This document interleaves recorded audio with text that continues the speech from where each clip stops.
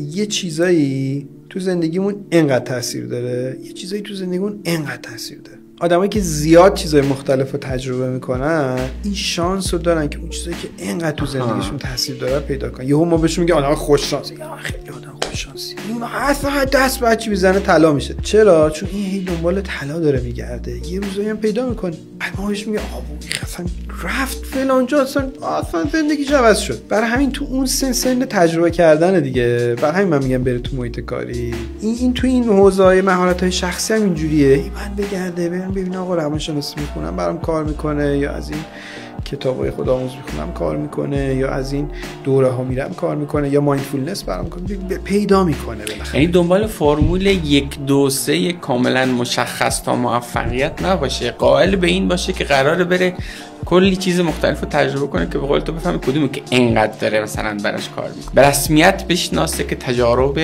بسیار زیادی رو باید برای خودش خلق کنه.